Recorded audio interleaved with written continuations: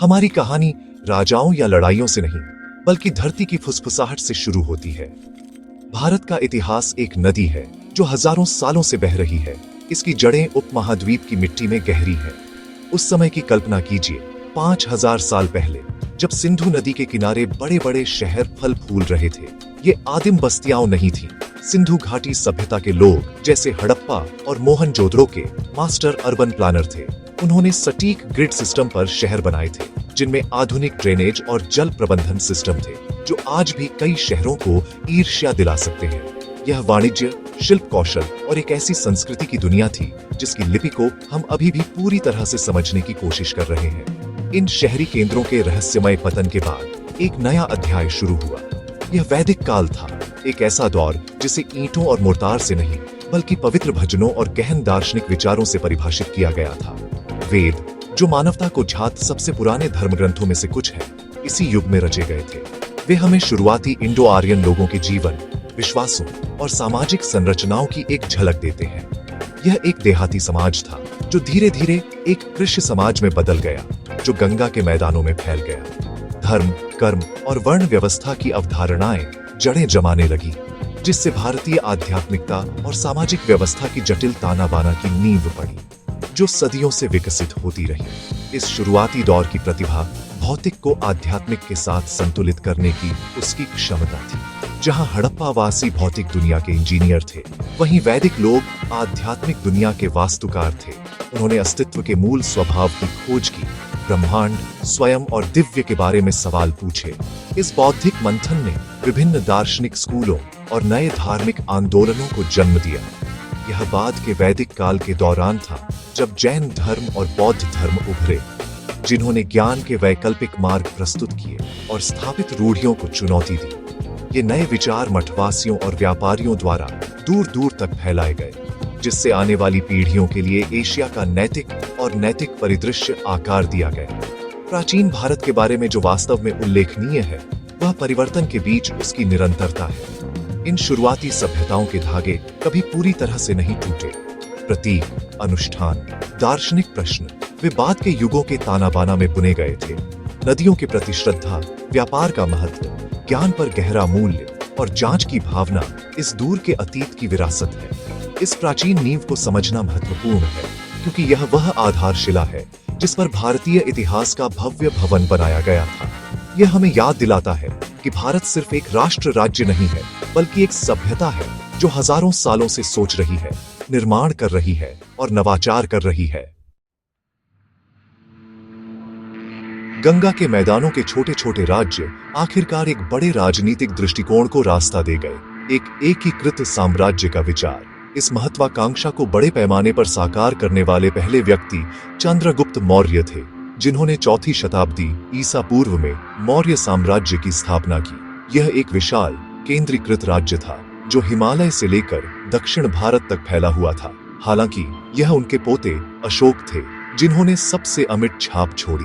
खूनी कलिंग युद्ध के बाद अशोक में गहरा परिवर्तन आया। उन्होंने विजय का त्याग किया और बौद्ध धर्म को अपनाया। उन्होंने अपने धम्म, नैतिक कानून और धार्मिकता के सिद्धांतों को अपने साम्राज्य भर में स्तंभों और चट्टानों पर अंकित किया, जिससे दयालु शासन का एक अनूठा मॉडल तैयार हुआ जो आज भी एक प्रेरणा बना हुआ है। मौर्यों के पतन के बाद भारत क्षेत्रीय शक्तियों के दौर में प्रवेश कर गया, लेकिन 4वीं शताब्दी ईस्वी के आसपास गुप्त साम्राज्य के साथ एक स्वर्ण युग का विचार फिर से उभरा। यह युग अक्सर विज्ञान, कला और साहित्य में अपनी असाधारण उपलब्धियों के लिए मनाया जाता है। यह महान कवि कालिदास का युग था, जिनके नाटक और कविता सौंदर्य की अद्वितीय ऊंचाइयों तक पहुंचे। यह वह समय था जब खगोल शास्त्री आर्यभट्ट ने पाई का मान निकाला और प्रस्तावित किया कि पृथ्वी अपनी धुरी पर घूमती है। शून्य की अवधारणा, एक क्रांतिकारी गणितीय विचार, इसी अवधि के दौरान विकसित और परिष्कृत किया गया था, जिसने संख्याओं की दुनिया को हमेशा के लिए बदल दिया। गुप्तों ने सापेक्ष शांति, समृद्धि और शानदार सांस्कृतिक उत्थान के युग की अध्यक्षता की। मध्यकालीन काल ने उपमहाद्वीप में नई शक्तियों को लाया। तुर्की और अफगान आक्रमणकारियों के आगमन से दिल्ली सल्तनत की स्थापना हुई, जिसने 3 शताब्दियों तक उत्तरी भारत पर शासन किया। इस युग ने एक महत्वपूर्ण सांस्कृतिक संश्लेषण को चिह्नित किया। क्योंकि इस्लामी परंपराएं कला, वास्तुकला और प्रशासन में मौजूदा भारतीय प्रथाओं के साथ मिश्रित हो गईं। फिर 16वीं शताब्दी में मुगल आए, जिन्होंने एक ऐसे साम्राज्य की स्थापना की जो वैभव और शक्ति का पर्याय बन गया। अकबर जैसे शासकों ने धार्मिक सहिष्णुता और सांस्कृतिक संलयन को बढ़ावा दिया, जबकि शाहजहां ने ताजमहल जैसे वास्तुशिल्प चमत्कारों का निर्माण करवाया, जो प्रेम का एक कालातीत स्मारक और विश्व विरासत का एक गहना है। मुगल दरबार कलात्मक और बौद्धिक संरक्षण का एक जीवंत केंद्र था। ये साम्राज्य मौर्यों से लेकर मुगलों तक केवल शक्तिशाली शासकों और विशाल क्षेत्रों के बारे में नहीं थे, वे संस्कृति के केंद्र थे। प्रत्येक राजवंश ने एक अद्वितीय विरासत छोड़ी, वास्तुकला में, प्रशासनिक प्रणालियों में, भाषा में और कला में। उन्होंने सिल्क रोड और हिंद महासागर के पार व्यापार को सुगम बनाया, जिससे भारत को व्यापक दुनिया से जोड़ा गया। उन्होंने एक उल्लेखनीय विविध आबादी का भी प्रबंधन किया, जिसमें विभिन्न धर्मों, भाषाओं और परंपराओं का सह अस्तित्व था, कभी कभी शांतिपूर्वक, कभी कभी संघर्ष में। शाही शासन के इस लंबे इतिहास ने समेकन और विखंडन के अपने चक्रों के साथ भारत की पहचान में परत दर परत जोड़ी, जिससे एक समृद्ध और जटिल राजनीतिक और सांस्कृतिक विरासत का निर्माण हुआ। भारत की असीम दौलत और खंडित राजनीतिक परिदृश्य ने आखिरकार यूरोपीय व्यापारियों को आकर्षित किया और उनके साथ उपनिवेशवादियों को भी। ब्रिटिश ईस्ट इंडिया कंपनी, जो शुरू में एक वाणिज्यिक इकाई थी, धीरे धीरे एक राजनीतिक शक्ति में बदल गई। भारतीय राजकुमारों के बीच की प्रतिद्वंद्विता का फायदा उठा रही थी। 1857 के महान विद्रोह के बाद कंपनी के शासन के खिलाफ एक बड़े पैमाने पर विद्रोह ब्रिटिश क्राउन ने सीधा नियंत्रण ले लिया और भारत ब्रिटिश साम्राज्य का गहना बन गया। यह अवधि गहन आर्थिक शोषण और राजनीतिक अधीनता की थी। संसाधनों को छीना गया, स्वदेशी उद्योगों को पंगु बना दिया गया और भारतीयों को अपने स्वयं के शासन में आवाज देने से मना कर दिया गया। यह एक अंधकार का युग था, लेकिन इसने अपने स्वयं के विनाश के बीज भी बोए। औपनिवेशिक शासन का अनुभव हालांकि दर्दनाक था, विरोधाभास के रूप में भारतीय एकता की एक नई भावना को गढ़ने में मदद की। साझा शिकायतों और एक सामान्य उत्पीड़क ने क्षेत्र, धर्म और जाति के विभाजनों को पाटना शुरू कर दिया। एक नया अंग्रेजी शिक्षित भारतीय मध्यम वर्ग उभरा, जिसने पश्चिम से स्वतंत्रता, समानता और राष्ट्रवाद के विचारों को आत्मसात किया और उन्हें अपनी स्थिति पर लागू किया।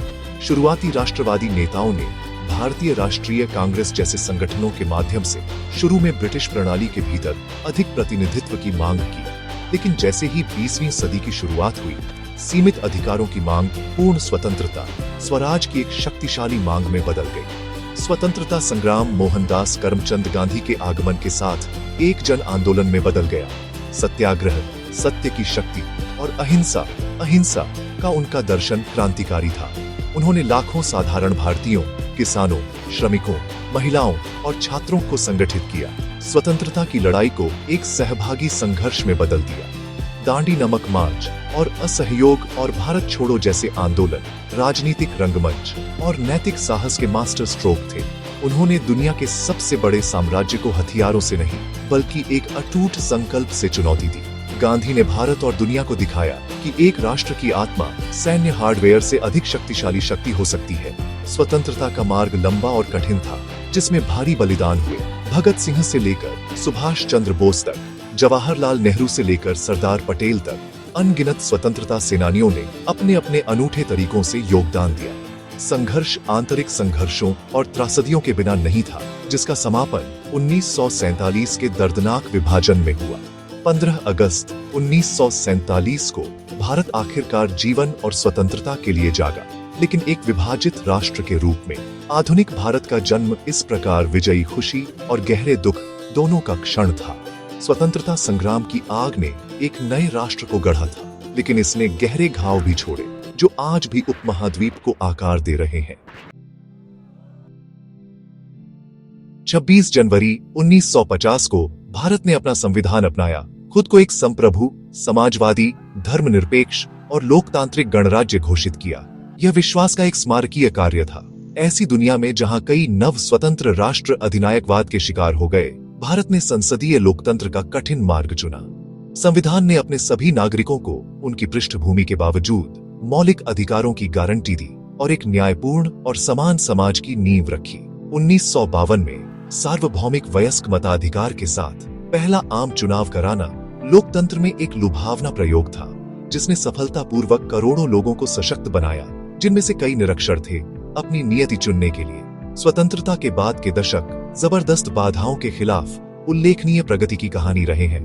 विज्ञान और प्रौद्योगिकी में भारत ने बड़ी छलांग लगाई है। अपने स्वयं के उपग्रहों को लॉन्च करने और चंद्रमा और मंगल पर मिशन भेजने से लेकर भारतीय अंतरिक्ष अनुसंधान संगठन एक विश्व नेता बन गया है। 1960 के दशक में हरित क्रांति ने देश को भोजन की कमी वाले देश से आत्मनिर्भर देश में बदल दिया, जिससे लाखों लोगों को भूख से बचाया गया। हाल के दशकों में सूचना प्रौद्योगिकी बूम ने भारत को एक सॉफ्टवेयर पावर हाउस के रूप में वैश्विक मानचित्र पर ला दिया है, जिससे नए अवसर पैदा हुए हैं और आर्थिक विकास को बढ़ावा मिला है। ये उपलब्धियां भारतीय लोगों की अपार प्रतिभा और लचीलेपन को दर्शाती हैं। बेशक यात्रा चुनौतियों के बिना नहीं रही है। गरीबी, असमानता, भ्रष्टाचार और सामाजिक तनाव महत्वपूर्ण बाधाएं बने हुए हैं। इतनी स्टैगरिंग विविधता वाले देश में राष्ट्र निर्माण का कार्य एक सतत प्रक्रिया है, जिसके लिए निरंतर बातचीत और नवीनीकरण की आवश्यकता होती है। फिर भी भारत की सबसे बड़ी ताकत ठीक इसी विविधता में निहित है। इसकी भाषाओं, धर्मों और संस्कृतियों की बहुलता एक जीवंत और गतिशील समाज का निर्माण करती है। भारत की एकता एक एकरूपता पर आधारित नहीं है, बल्कि लोकतांत्रिक मूल्यों और एक बहुलवादी लोकाचार के प्रति साझा प्रतिबद्धता पर आधारित है। यह इस विचार का एक प्रमाण है कि बहुत अलग पृष्ठभूमि के लोग एक साथ आकर एक सामान्य भविष्य का निर्माण कर सकते हैं। जैसे ही हम भविष्य की ओर देखते हैं, भारत की भावना आशा और आकांक्षा में बनी रहती है। राष्ट्र युवा है, जिसमें महत्वाकांक्षी और प्रतिभाशाली युवाओं की एक बड़ी आबादी है, जो दुनिया पर अपनी छाप छोड़ने के लिए तैयार है। भारत की कहानी अभी खत्म नहीं हुई है, कई मायनों में यह अभी शुरू हुई है।